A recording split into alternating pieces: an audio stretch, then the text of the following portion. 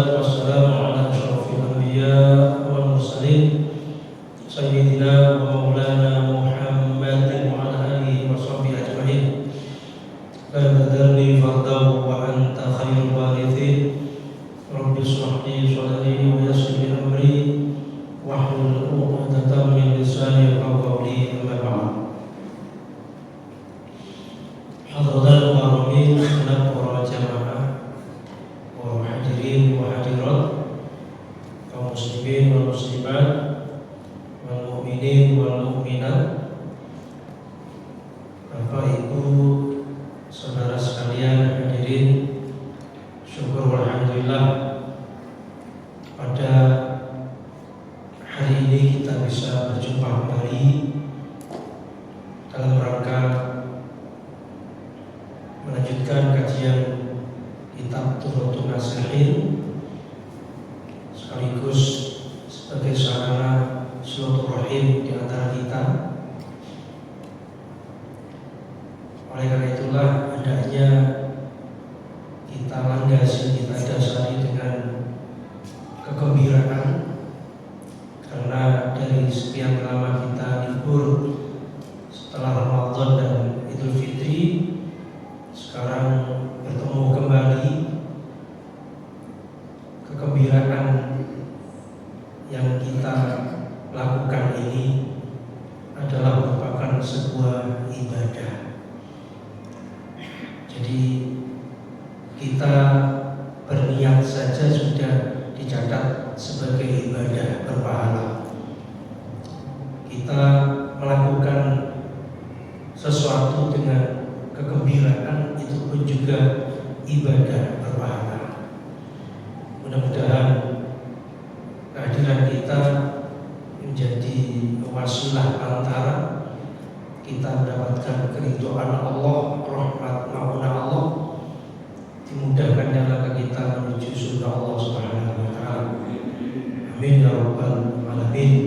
Istiqomah husnul khotimah. Mari kita lanjutkan, yaitu halaman 262, yaitu kajian ke-69, menerangkan tanda bahagia dan sengsara.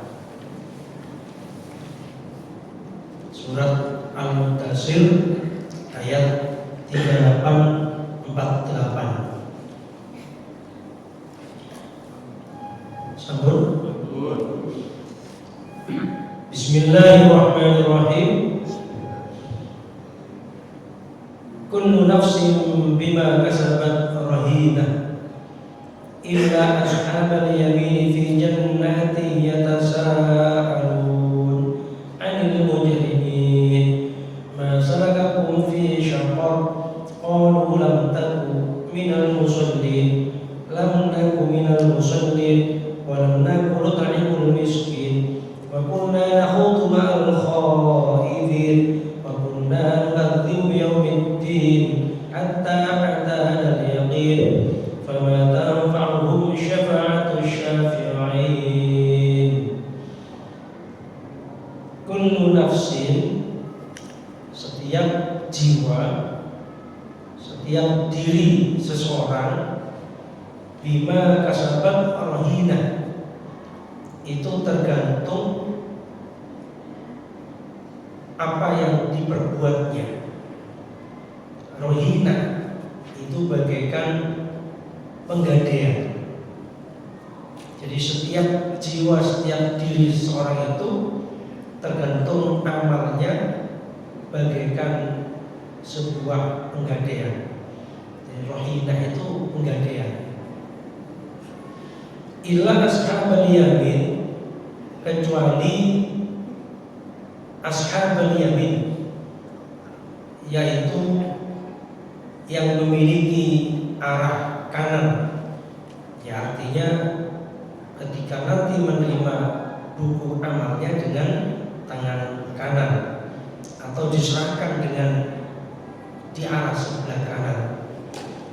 Fi jannatin, berada di surga Allah. Yatasaaluna, mereka bertanya, anil mujrimina, dari orang-orang yang durhaka, orang yang berbuat dosa maksiat. Ma salakakum fi syaqaq, sebab apakah yang menjadikan mereka itu di syaqaq? Ma salakakum, apa yang menyebabkan kalian itu di neraka syaqaq? Qalu, mereka menjawab, lam naku minal musallin, karena kami dulu itu tidak mengerjakan sholat. Jadi ketika di dunia kami tidak mengerjakan sholat. Walam naku nut'imul miskin, dan kami saat itu di dunia tidak mau memberikan orang miskin yang kelaparan. Wa kunna nakhudu minal hadidin, dan kami melakukan kebatilan bersama orang-orang yang melakukan kebatilan. Jadi ikut-ikutan, mereka batil ikut batil, mereka maksiat ikut maksiat, mereka kufur ikut kufur. Wa kunna nukadzibu biyaumiddin, dan kami saat itu mendustakan pada hari kiamat.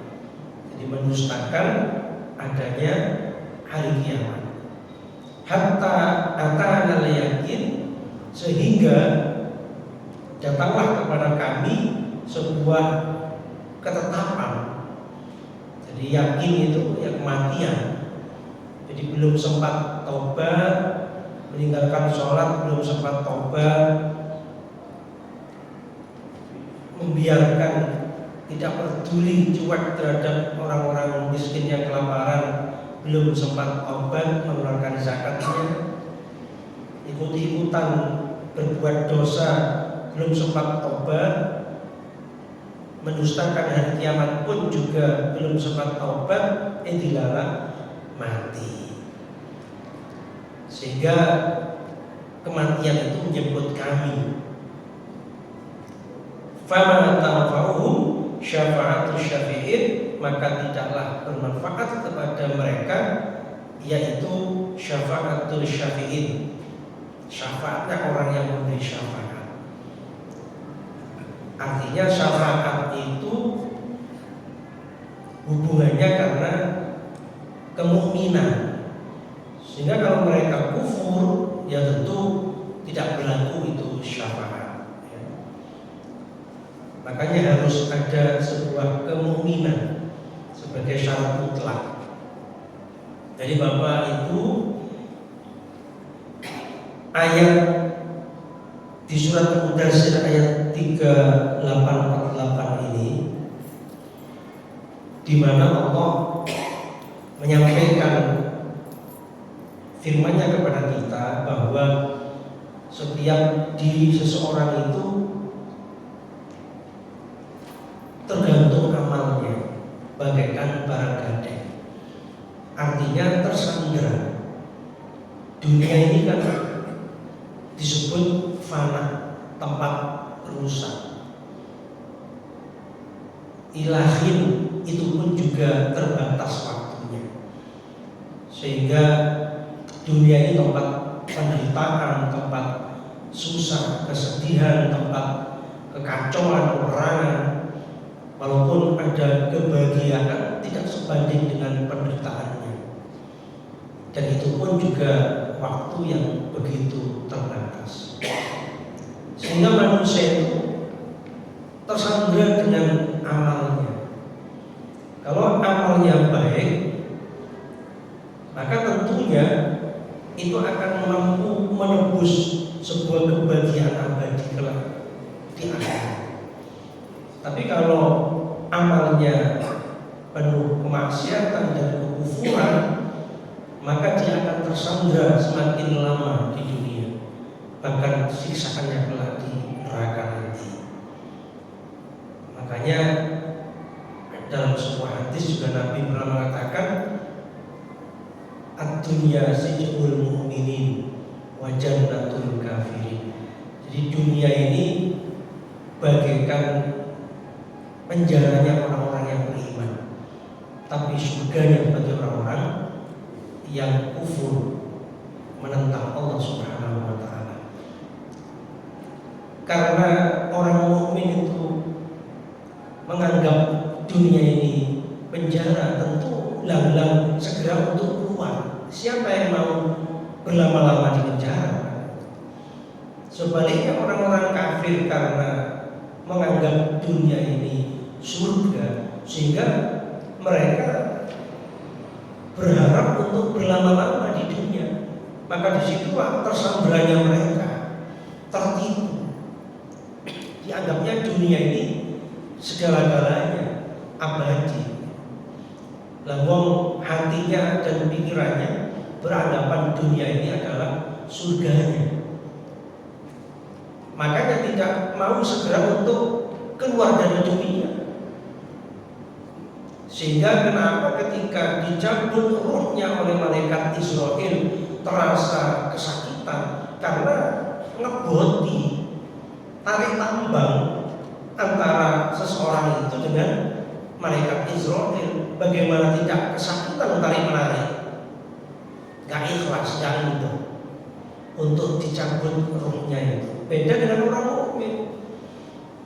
Orang mukmin itu karena merasa dunia ini adalah bagaikan penjara, tentu semakin cepat dikeluarkan, ya semakin senang akan terbebas dari segala penderitaan.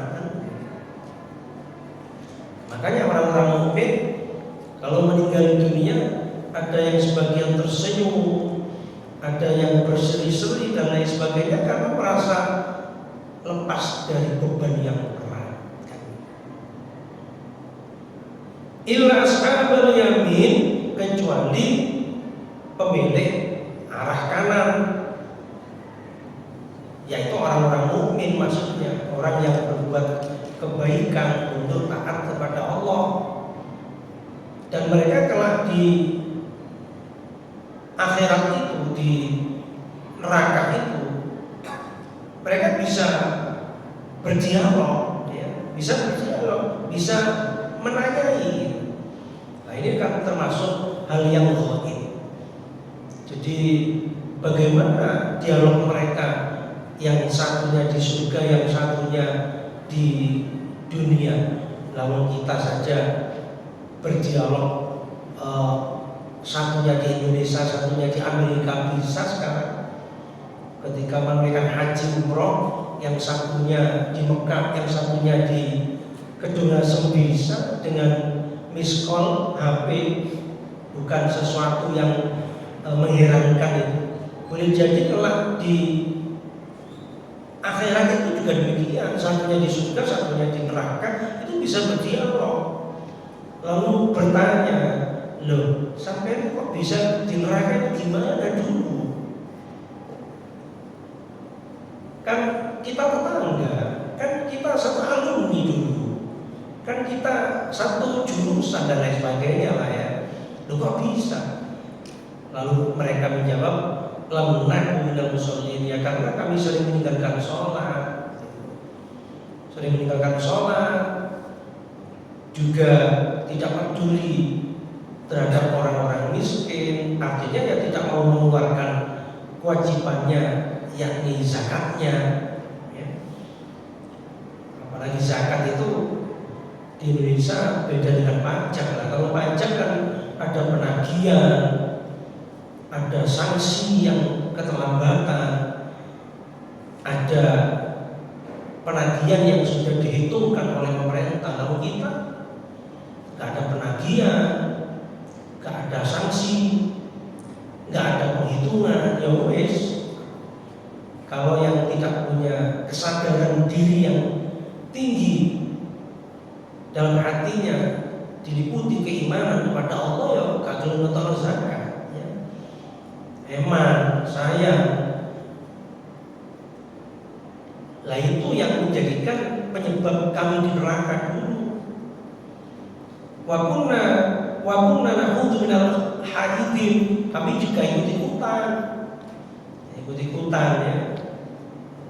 Makanya seringkali orang terjebak kepada kesesatan dan kemaksiatan itu ya karena ikut-ikutan. Tidak dipikirkan akibat apa yang diikuti atau yang dikerjakannya itu, ikut-ikutan. Makanya boleh kita taklid, ikut-ikutan itu asal tahu tentang bagaimana akibat daripada yang kita ikuti. Kalau benar ya monggo banyak ikuti, kalau salah ya tidak perlu diikuti. Jadi wa kunna nakhudu ma'al haidin wa kunna nukadzibu yaumiddin, juga mendustakan hari akhir. Jadi tidak percaya kalau akhirat itu ada, tidak percaya kalau surga itu ada, tidak percaya kalau hisab itu ada, dan begitu seterusnya. Belum tobat hatta anak yakin, belum tobat terus meninggal dunia. Nah, kalau tobat ya Allah menerima pertobatannya. Innallaha ghafurur rahim. Tapi kalau sudah terdahului kematian, ya mati itu bahasa Arab. Mati itu bahasa Arab, bukan bahasa kasar. Memang Al-Quran menyebutkan ya mati.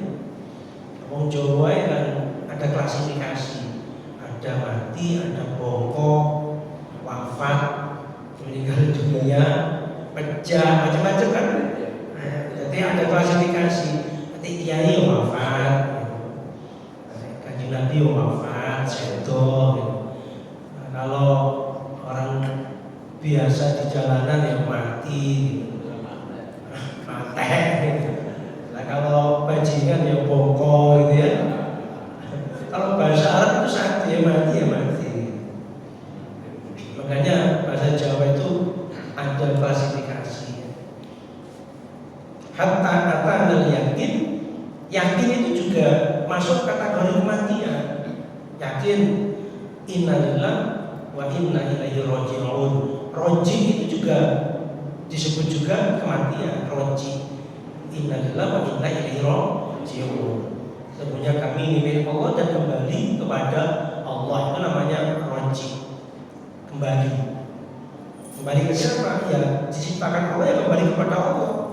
Akan dimintai pertanggungjawabannya kita di hadapan Allah. Fama tanfa'uhum syafa'atus syafi'in.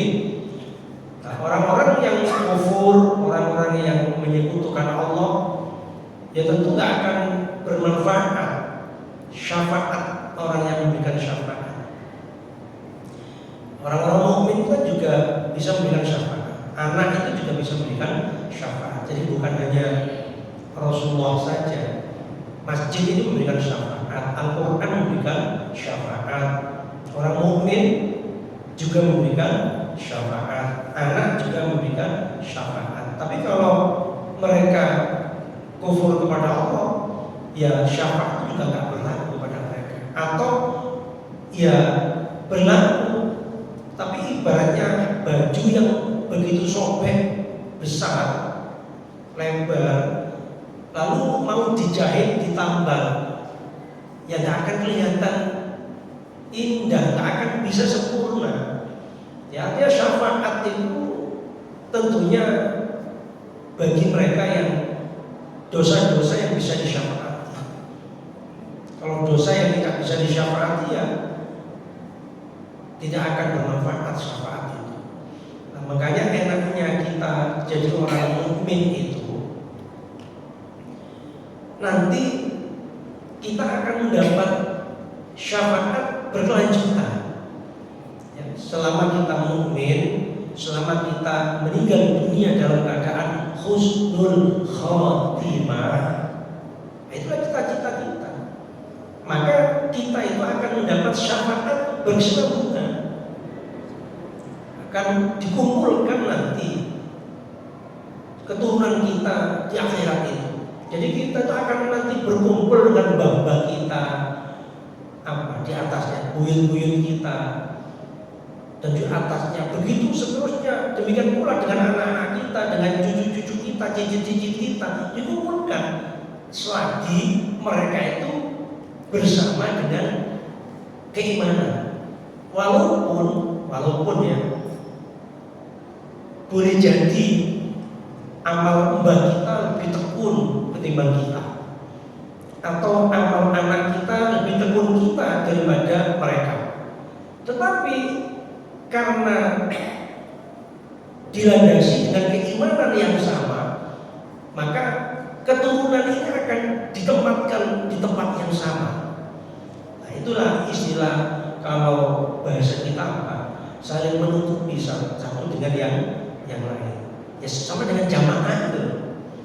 Sholat jamaah itu yang tidak khusyuk dengan yang khusyuk nilainya sama. Imam makmum sama, bacaan yang fasih tidak fasih sama, sama-sama 27 dan sama-sama diterima. Yang sholatnya benar-benar tumanina dengan yang tidak sama. Itulah enaknya, ibaratnya saling menutupi satu dengan yang lain. Di surga itu juga begitu, kita dengan keluarga kita, keluarga besar kita, dari keluarga besar Bajalil misalnya, itu satu tempat nanti. Jadi nggak ada perbedaan nanti. Itulah nikmatnya kalau kita sama-sama husnul khotimah. Beda kalau di antara kita keluarga ada yang tidak husnul khotimah, alias khotimah, itu berarti beda tempatnya. Itu beda tempatnya. Maka kita lanjut di halaman 263.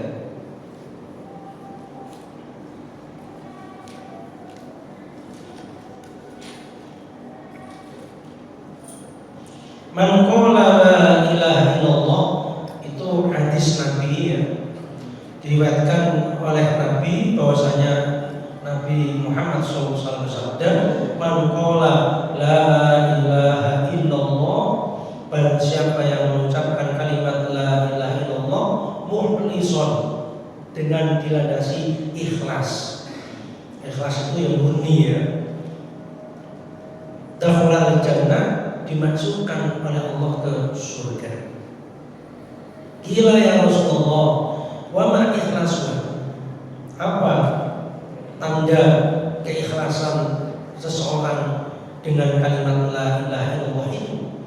Qala, Nabi bersabda, ta juzuhu an maharimillah, yaitu menolak dari segala yang diharamkan atau yang dilarang oleh Allah Subhanahu wa ta'ala.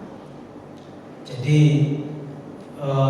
la ilaha illallah la ma'buda illa iya, tidak ada yang patut disembah kecuali hanya Allah Subhanahu wa ta'ala.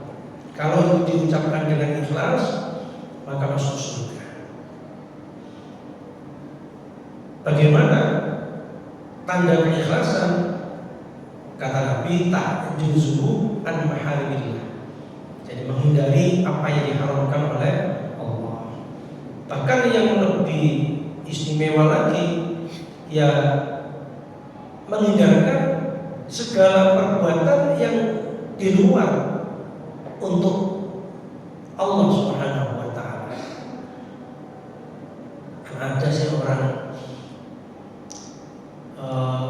melakukan sesuatu itu kan karena sebab ya.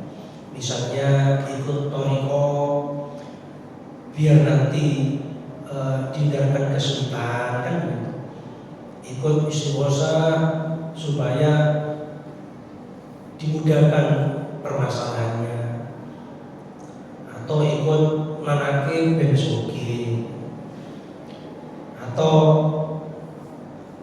karena kita mengerjakan kebaikan dengan memperbanyak sedekah zakat biar sehat gitu, dan lain sebagainya dan sebagainya.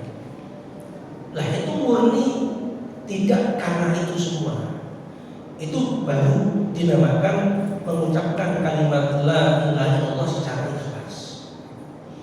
Misalnya kita ngaji seperti ini, Kalau pada sedaya ngaji ini ya semata memang ngaji menjalankan perintah Allah, sudah titik. Menjalankan perintah Allah, bukan karena kayak enak sawangannya itu takmir kok ngaji, yang beda. Sawangannya ada pengurus gak melok teko atau hal-hal yang lain, ya teko ambek Erasmus nunggu Isa dan lain sebagainya. Tidak ada niatan seperti itu. Yang memang semata ikhlas untuk mengerjakan akan perintah Allah, memahami syariat Allah. Sholat ya sholat, nggak ada untuk kepentingan biar sehat. Puasa ya puasa, nggak ada kepentingan untuk diet, sehat dan sebagainya. Nah itu yang masuk kategori ma-ikhlasun. Apa keikhlasan ibadah kita? Apa keikhlasan akan kalimat la ilaha illallah kita itu? Jadi berat Ustaz, ya memang berat ya. Tapi bagi orang yang istiqomah tentu akan mudah dilakukan. Makanya Allah itu ahabbul amal indallah, amal yang paling dicintai oleh Allah itu adalah istiqomah. Wa in qala, sekalipun itu sedikit walaupun itu kecil ya. Walaupun sedikit ya istiqomah itu lebih utama. Karena istiqomah itu yang menjadikan keikhlasan seseorang. Lalu selanjutnya hadis dari Abu Hurairah, beliau berkata bahwa Rasulullah bersabda, "Idza jama'allahu ta'ala al-khalaiq yaumil qiyamah udhina li ummati Muhammad sallallahu alaihi wasallam fi sujud fasjuduna fayusabbihuna fi tawilan thumma yaqulu irfa'u rusakum faqad ja'alna adakum minan nar." Apabila nanti seluruh makhluk pada hari kiamat itu dikumpulkan, maka Allah mengizinkan kepada umatnya Nabi Muhammad, mudah-mudahan kita ini sebagai umat Nabi Muhammad dan diakui sebagai umatnya, amin ya rabbal alamin, diizinkan untuk mengerjakan sujud. Fayasjuduna, maka mereka sujud kepada Allah. Fayusabbihuna fi tawilan, maka mereka bertasbih dalam sujudnya itu begitu lama, fihi tawilan, begitu lama. Tsumma yuqalu, kemudian dikatakan kepada mereka, irfa'u rusakum, angkatlah kepala kalian, faqad ja'alna adakum minan nar, maka sungguh benar-benar kami jadikan musuh kalian itu di neraka. Siapa musuh kita? Itu orang-orang kafir, orang-orang musyrik, iblis, setan dan begitu seterusnya. Jadi Bapak Ibu, kita ibadah itu kan hanya di dunia ya. Kita di dunia ini ibadah. Tadi sudah disampaikan oleh Allah di surat Al-Mudaththir bahwa setiap manusia selamat tidaknya itu tergantung amalnya. Kalau amalnya baik maka dia akan ke surga, kalau amalnya buruk tempatnya neraka. Tentunya sudah tidak ada perintah ibadah lagi. Tetapi orang-orang yang beriman kepada Allah sebagai ungkapan syukurnya kepada Allah itu masih melakukan sujud ya. Masih membaca tasbih, masih mengingat Allah, berzikir kepada Allah. Ini beda. Artinya boleh jadi di dunia orang itu melakukan amal soleh ibadah karena tekanan. Kan ada kita ini ada perintah itu ya karena ya ini karena gugur kewajiban, ya karena kewajiban. Coba kalau nggak diwajibkan, sholatnya kira-kira. Kalau Ramadan itu ada kata diwajibkan, puasa enggak kira-kira? Ya karena tekanan, karena perintah. Tapi kalau ketika di surga kan nggak ada sudah merdeka. Tapi sebagai ungkapan rasa syukurnya mereka masih berkenan sujud dan bertasbih. Makanya ini menjadi sebuah pembelajaran kepada kita. Hendaknya ketika kita melakukan amal soleh ibadah itu dilandasi dengan gembira. Gembira. Contohnya man shoma Ramadan imanan wa ihtisaban ghufira lahu ma taqaddama min dhanbi. Di situ disebutkan man fariha bi dukhuli Ramadan haramallahu jasadahu 'ala nar. Barang siapa yang bunga senang gembira menyongsong datangnya Ramadan, diharamkan tubuhnya dari sisa neraka. Lu gembira, toh itu sudah dijamin terjauh dari sakit neraka. Artinya apa? Gembira menyongsong menghadapi sebuah ibadah itu pahala ibadah. Kita sholat gembira, ngaji gembira, berbuat amal gembira. Ya sama kalau misalnya orang itu menjalankan hobinya, yang hobi mancing, ya gembira walaupun seharian tak dapat ikan kan gembira dia, nggak ada beban. Yang kalau pagi jalan sehat, muter-muter kan capek, tapi dia nggak capek karena gembira.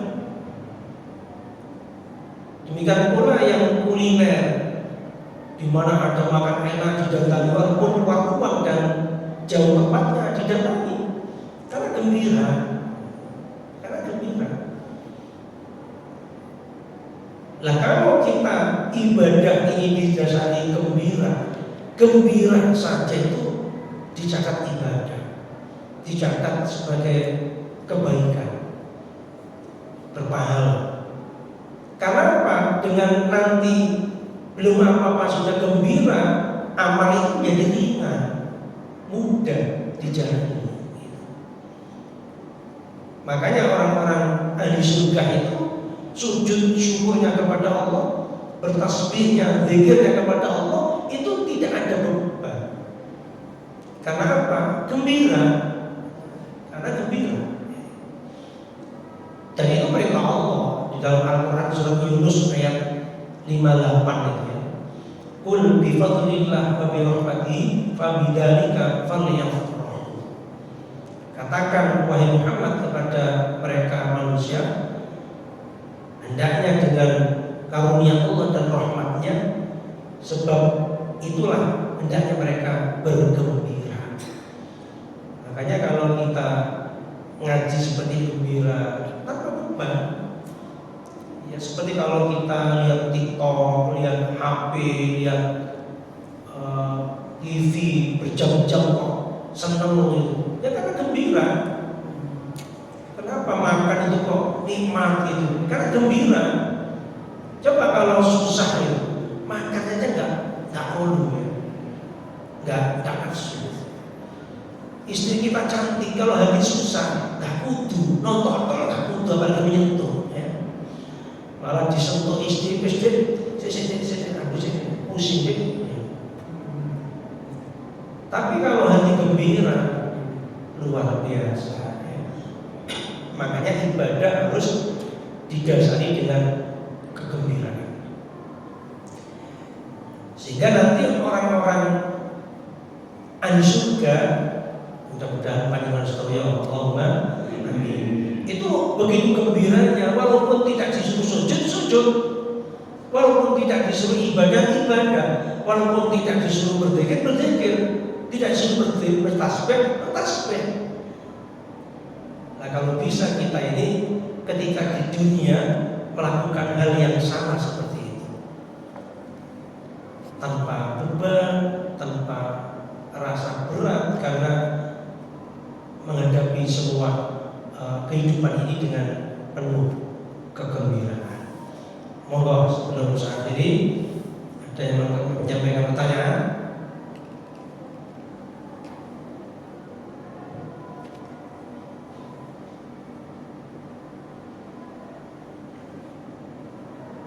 Monggo, barangkali ada yang menyampaikan pertanyaan?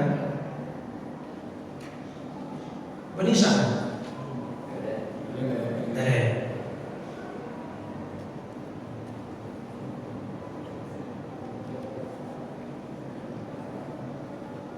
Lanjut. Oke, monggo. Pengertian ikhlas itu gimana? Oh iya. Ikhlas itu kan dari bahasa Arab yang artinya murni, murni. Dan secara bahasa ya artinya murni bersih, itu ikhlas. Tapi secara istilah, ikhlas itu ibadah kepada Allah semata-mata diniati untuk menggapai ridho Allah. Jadi semata-mata untuk menggapai ridho Allah. Jadi misalnya kita sholat, makanya diawali dengan niat. Innamal a'malu binniyat, sesungguhnya amal itu tergantung niatnya. Sehingga kita niati benar-benar bahwa sholat ini untuk semata menjalankan perintah Allah. Demikian pula hal yang lain juga demikian. Sehingga tidak tercampur, tidak terkotori dengan hal-hal yang di luar ketentuan Allah. Kalau sudah tercampur, itu namanya sudah tidak ikhlas lagi. Jadi misalnya kalau kita mengerjakan sholat, lalu kemudian dalam hati kecil kita itu ingin agar dengan sholat itu mendapat pujian, maka secara otomatis itu sudah tidak ikhlas, tidak semata karena Allah. Berarti kepingin pujian manusia. Sehingga kalau niatannya seperti itu, maka oleh Allah disuruh minta pahalanya dia kepada manusia itu. Tentunya nggak akan mungkin, ya mustahil. Makanya kita di awal setiap perbuatan kenapa harus diawali niat, supaya menata diri bahwa kami melakukan ibadah ini semata karena Allah. Ya, titik. Kalau andai kata kemudian di tengah perjalanan ada godaan untuk tidak ikhlas, maka misalnya sholat, kita niatnya ikhlas, Allahu Akbar, ikhlas, niatnya ikhlas karena Allah. Ini dilarang datang kiai, kita tahu bahwa itu si Kiai Abu Hasan, Kiai Abu Hasan, Kiai Abu Hasan datang terus menepuk pundak kita, ikut menjadi makmum beliau ke kita, lalu terus diapi-api sholat. Nah itu sudah tercampur, gak ikhlas jadinya kan gak ikhlas lagi. Jadi lebih diperlama, lebih di tumanina, karena di belakang merasa ada kiai. Lalu ketika sudah hendak rakaat terakhir, kita tersadar bahwa demikian itu nggak benar. Lalu kita kembali pada hati kita, harus semata karena Allah, bukan karena siapapun. Lah itu masih diterima keikhlasannya kita oleh Allah. Kecuali kalau sudah assalamualaikum warahmatullahi, assalamualaikum warahmatullahi, astagfirullah, nah ini tidak diterima karena sudah terlambat. Jadi misalnya kalau sebelum salam tersadar lalu kembali ke jalur yang benar, itu masih diterima keikhlasan kita. Tapi kalau sudah selesai lalu istighfar, nah itu berarti sholat kita tercampur perkara riya, contoh seperti itu. Dan kita itu terkadang begitu. Makanya mungkin seperti di pengajian ini, godaannya dengan saya lebih besar saya, lebih besar kiai, ustaz. Karena apa? dalam benaknya kan nanti mikir, oh ngaji oleh saya lah kan gitu. Maka penjenengan kan enggak. Makanya kalau kemudian godaan itu kemudian di hati terus bersarang terus sampai sepulang ngaji, ya nggak dapat apa-apa. Iya ustadznya itu, khotibnya itu kan begitu. Makanya harus benar-benar diluruskan niatnya. Saya ngaji ini semata-mata menyampaikan ilmu dan pulang kepada manusia, mengajar para manusia. Titik, gak ingin apa-apa. Urusan nanti dapat apa-apa hanya dari Allah saja. Kan? Urusan nanti kemudian hari kemudian nanti diberi itu urusan lain. Kan gak minta. Yang penting niatnya dilurus. Makanya cobaannya lebih besar yang ngaji ketimbang yang diaji, yang diajar. Paham ya? Makanya boleh ketika kita dalam perjalanan itu berubah hati dalam niatnya, kita luruskan kembali selama belum selesai. Allah itu Maha mengampuni. Ya termasuk kadang kita tidak menyadari, misalnya kalau sholat di masjid, kenapa kok lama? Tapi kalau di rumah kok cepet-cepetan. Nah itu termasuk juga nggak terasa kalau kita yang tidak ikhlas. Mengapa kalau di ruangan ber-AC kita bisa khusyuk, tapi kalau ruangan panas kok kesusu-susu? Nah itu juga termasuk kategori yang ibadah dilandaskan pada tempat dan ruangan. Makanya namanya ikhlas itu tidak berubah apapun yang terjadi.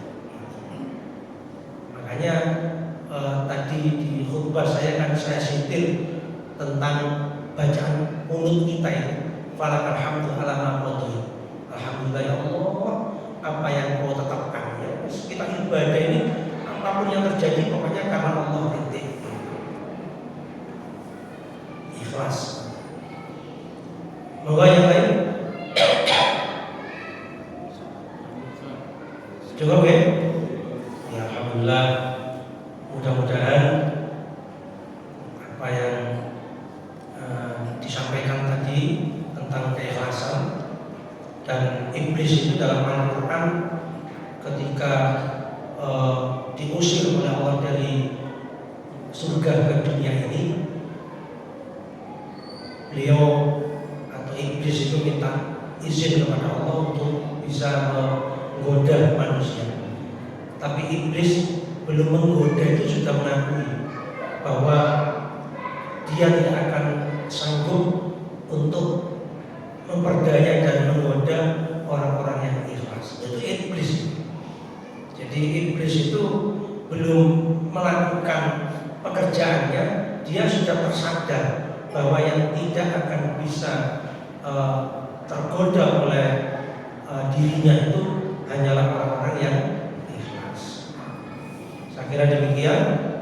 Marilah kita tutup dengan doa majelis. Subhanallah wa bihamdika, asyhadu an la ilaha illa anta, astaghfiruka wa atubu ilaik. Assalamualaikum.